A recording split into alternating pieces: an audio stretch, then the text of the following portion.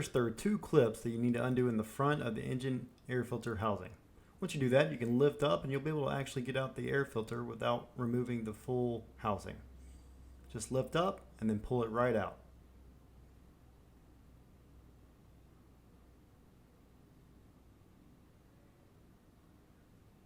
Now, let's get this replaced with a brand new engine air filter. Take the new one and just slide it right back into place where you got the old one out.